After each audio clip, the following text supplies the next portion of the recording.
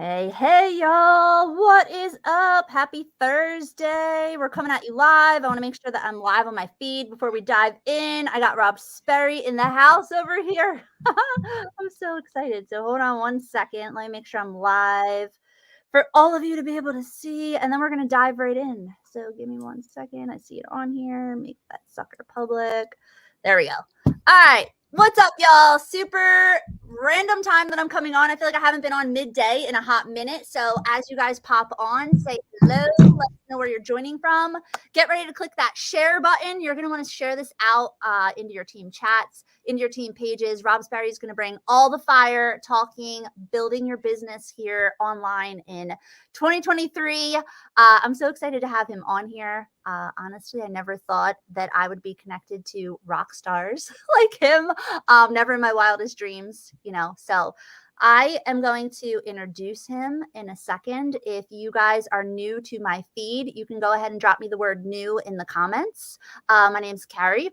I like to show up on social and, share a little bit about my life as well as help others build businesses online, specifically with text message marketing. That's kind of my jam. But I connect with people that are building all kinds of businesses and provide people value. At the end of the day, I like to talk value. Rob Sperry is going to bring a ton of value right now. So I'm hyped.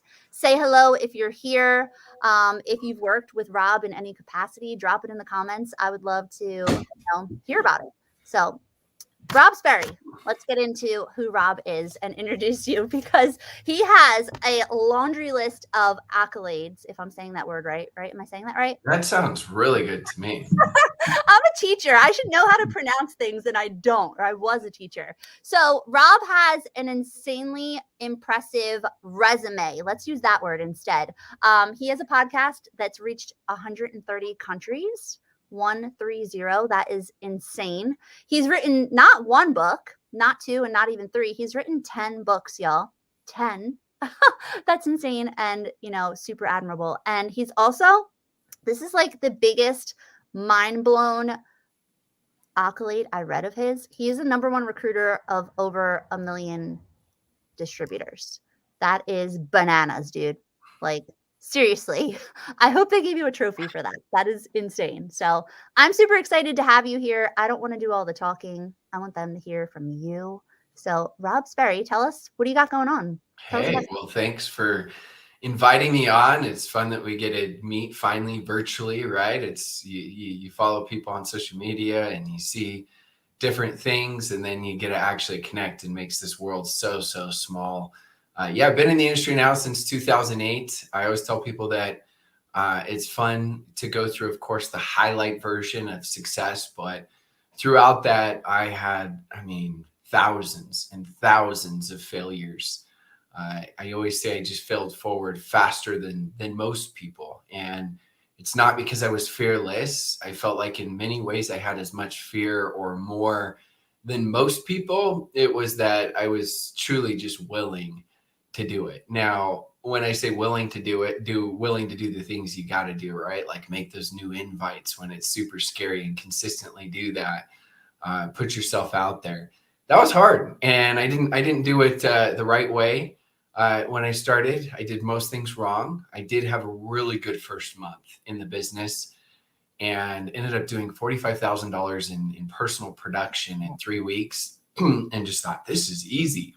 And then I shifted to management mode and my check went down, down, down, down to the point of I worked 80 hours a week my first December and I made less than $400 for the month.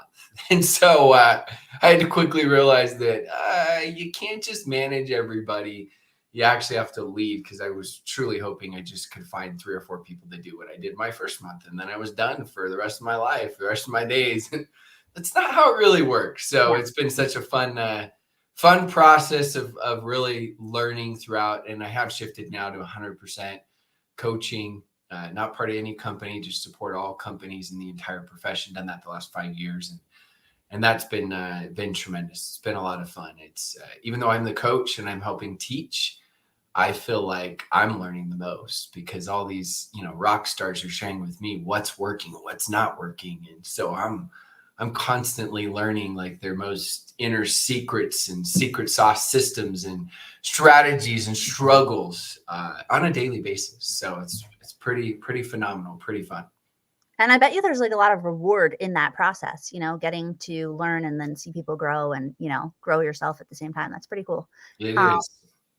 Yeah. So as you guys are popping on, I said this in the beginning, definitely share this out. As Rob just mentioned, he is a coach in the network marketing space, right? Non-company specific. He doesn't affiliate with any company. He helps all network marketers, all people that are building businesses online. So share this out into your team chats, into your team pages. He's going to provide a little bit of value for us right now, talking about 2023, which I wrote down some questions that I want to ask him. If you're on here and you guys have a question, throw it in the comments. We can get to it, if we have a couple minutes. So let's dive right in, right? I am totally curious if somebody were listening to this and they were thinking goals, right? Everybody's thinking 2023 goals. We all have some sort of goal for our personal self, hopefully, right? What would be like your tip that you would give someone building a business? My number one tip would actually be create extremely small goals. That does not take away from creating the normal goals. That does not take away from creating the huge goals. So don't misinterpret saying, well, Rob said I shouldn't know. You still should create those. But the most important goals, I believe, are going to be the really small goals. Now, what are those small goals? The small goals are the ones that are the consistent goals. They're the daily goals. Now, I get some goals aren't daily. Everyone always talks daily method of operation, including myself. Some goals are actually weekly goals. Because, like, for example, if you set how many new invites you want to make, I actually think that particular goal, let's say it's on average 3 a day, I would rather have you set it 20 for the week rather than 3 a day. And that's probably more of a standard goal. A minimum goal would be on your very worst week when you just don't feel like it, right? You got the flu, you're sick. Maybe that would be 3. So you see the difference between a standard and a minimum, difference between a daily and a weekly. Now, some goals are daily. Absolutely. For me, personal development is a daily goal.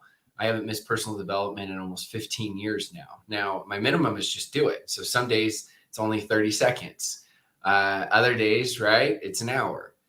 Today was an hour. I did it, right? I hit my standard. Other times it's a blitz. And that's usually when I'm driving my kids to tennis tournaments and I'm listening, while we're going on a drive for a couple hours. And so that would be my top goal. Why? Because small goals create win streaks. When you create a win streak, you start to shift and change your identity because you won't overachieve unless you get lucky. And we do not want to bank on luck. But you won't overachieve what your perception of what your identity is. You'll find you'll get stuck at a certain rank or a certain level. And so you need to increase and change and upgrade that identity, which is a hard thing. It's a lot of stuff. So the last thing I'll say on that is here's an example of a friend. I had a friend that he was building the network marketing profession, very successful leader. He's actually a 7-figure annual earner right now. And he was one of the first people that I actually sponsored into this profession. And he got to the point where he got extremely overweight, but it just built up so slowly that he didn't really realize it until he was on stage one day and looked back and he's like, man, that guy's fat. And he's like, wait, that's me. And he said to me, he's like, Rob, he's like, I know that it'll help me. I'll have more energy. I'll have more credibility, all this stuff. He said, especially because we were talking about health and wellness. And he said, but I hate the gym. I mean, exact words, I hate it. Like I'm allergic to it. And so I said, okay. I said, I can fix that. He's like, you can't. You don't understand. I'm like, no, I can fix that. He said, all right, I'm all ears. Tell me. I said, you're going to start out going to the gym and your minimum goal is going to be twice a week for 15 minutes. And I said, look, I don't necessarily work out the hardest to all my friends, but I set minimums that I just do no matter what. And I said, what's going to happen is you're going to come back 20, 30 weeks from now. And I'm going to say, hey, how's it going? And you're going to say, I've gone to the gym for 30 straight weeks. Now, throughout those weeks, some of them are going to be awful. I said, but by doing that, you're going to create a win streak and it's going to change your identity. Well, this dude, he took things like pretty serious, where he's like, fine, I can do that. He did it. Next thing you know, eventually he's like running, and eventually he's doing triathlons, marathons. He's done like the Tough Mudder competitions. The guy's nuts. And I joke around now when I talk to him about once a month, and I'm like, you took my advice way too serious. But he goes back to, that was a moment that changed his life. And so when I talk about minimums, that's one of my things that, you know, I think people just misinterpret with goal setting. And it's like standard and huge goals. Those are all, like I said, that's a different training. Standard goals and blitz goals, huge goals are absolutely critical in the big vision, big picture. But the most important are your minimum non-negotiable goals. I like it. I love it. So like I guess my what went through my head was if someone was listening to this and they were like, all right, how do I set that? Like how do you start? Like how do you get your mind to like, okay, do you write it down? Do you like recommend that Yeah. people have it like posted somewhere? I've heard trainers say you have to like give yourself either a positive or a negative reward. Yeah. So all of those things work. The most important thing is actually accountability. There's been a lot of studies on accountability. One study, ACIS Institute, said 96% if you had a specific accountability appointment, more success. Another study said 97% more success if you had an accountability partner. So I would say, the most important thing, of course, you got to set it, write it down so it's real. And then after that, it's going to be make sure that you are out there and creating that accountability. And so, those are the things. Now, when you say like, okay, how do you set it? Again, start really small. Don't overwhelm yourself and create minimum goals for like 20 things. Start out with the 3 most important things, and then you can expand. And, what's priority for you in your life right now? If you've got a bad marriage, maybe you're going to do an act of service for your spouse once a week. I like that. Right? Something simple. If it's personal development, do what I did. You're just going to do it, even if it's 10 seconds. If it's something spiritual, I mean, for me, I've missed doing some sort of prayer or spiritual meditation only actually 0 times on that in the last 14 years. Now, other times with the man upstairs is like, Rob, what was that? Like, are you kidding me? That's the world's worst prayer. Who are you praying to? Of course, full disclosure, of course. But I create those minimums so that I can create such a strong environment I cannot fail. And the extra things are going to be, yes, you can create a reward or like a pain. If you don't achieve this, then you've got to donate to a charity that you just hate, like a cause that you're like strongly against. Like think of what are the strong trigger words, right? Vaccination, abortion, gun control. If you're politics, if you're strongly on one side, well, great. Then you got to donate to the other side if you don't achieve it. So, stuff like that are like little hacks that can help add. It's more like fuel to the fire, right? It can add to it.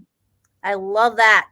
I love that. If you guys are on here, like, are you getting some value from this? Drop us value or drop us like something that you heard that Rob just shared, because I'm over here taking all kinds of notes. That was really good. I like that you said donating to something that you're totally against, like something that you're like, I just can't stand that, but now I have to do it because I didn't, do what I set out for myself, like my goal, my minimum. That's awesome.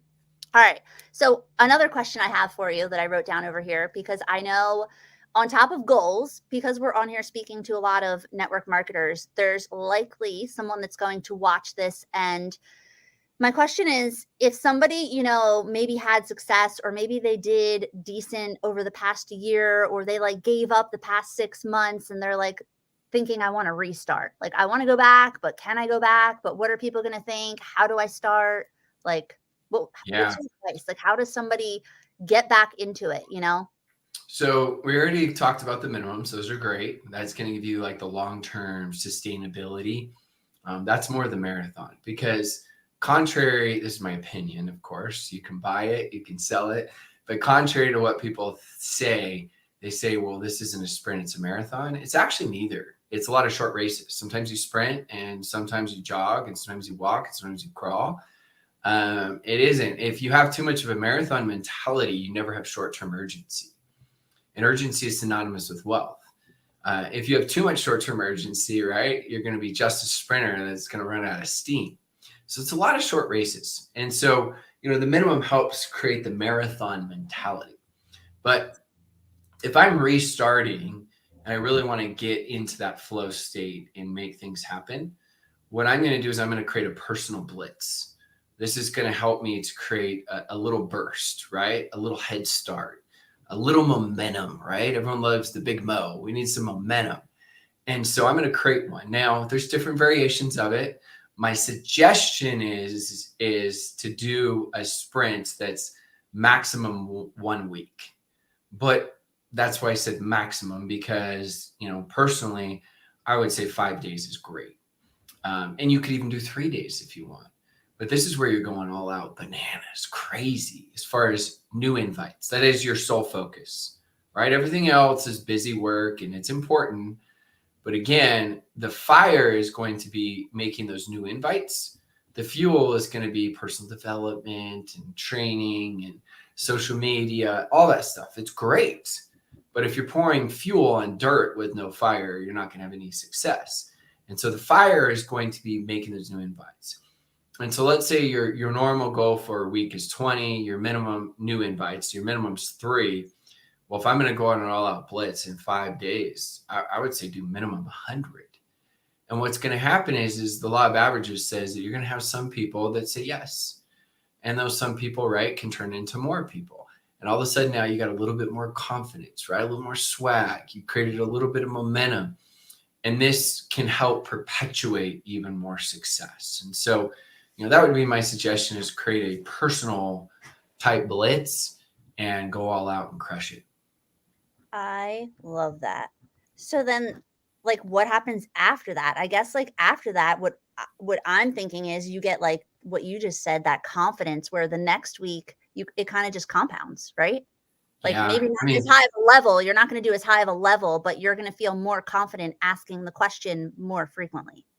Yeah, you start really just getting in this momentum state where it's almost like you trick yourself, because you can't think, well, I'm going to do this and then this and then this. It's like it's starting small, but now you're starting small with blitzes. They're the minimums, but now we're starting small with blitzes, right? I mean, I think of this totally random example. So I just started doing pickleball. And, I used to laugh when I watched it, because I played tennis and I'm like, it looks like so, like, you're not going to be tired. But the whole time it's like balance and sprinting. And I haven't done fast twitch for a long time as far as muscles go. So the first couple of weeks, I'm like crazy sore, like next level on everywhere you can imagine, hips, butt, like shins, calves, everything. And, I'm rolling out on a daily basis. And for me, I get cold pretty easily. And to the point of, if I work out really hard during the winter and I touch your neck, my hands are cold still. And you're like, how is that possible? It's just, it is. And so, I started deciding that, you know what, I got to do whatever it takes. So I started doing cryotherapy. And previous, right, I just was like, no, I don't want to go out there and like be all cold. And I see all these people doing like cold plunges and, cryo and all this stuff and like massively cold showers. I'm like, I'm already naturally cold. Like, no, no, no, no, no. Well, the pain was great enough that, our associations to pain and pleasure for making decisions. I'm like, I'm going to go do it. Well, first time I get in there, I'm like, I'm just going to do like 2 minutes. Well, I get in and I get to 2 minutes and I'm like, 30 more seconds, 30 more seconds, 30 more seconds. And I do 3.5 minutes, which was their recommended. And it's like, it's beyond freezing. And so the second time I go in there, I went and did 4 minutes. And the third time I went in, I did 5.5 minutes. And the point is that, and they say that there's not much benefit after 3.5 minutes, which I found out later. So, but the point of it is, I started out with creating a blitz, right, for my body, which was going in and doing 2 minutes. But once I had done, the 2 minutes, it was like, I'm going to go 30 seconds longer, because I felt like, hey, I'm going to get this benefit and it's huge. I've come this far. Why not go a little further? why not go a little further, a little further, a little further? And eventually it was like, wow. And so today I went again. I've gone 3 times this week. My body feels much, much better. But I did play 5.5 hours of pickleball yesterday and also worked out for an hour. So it's been hardcore. Yeah. Like I'm over here, I'm thinking to myself, how does somebody like, because it's freezing, right? Oh, it like legit freezing. Okay.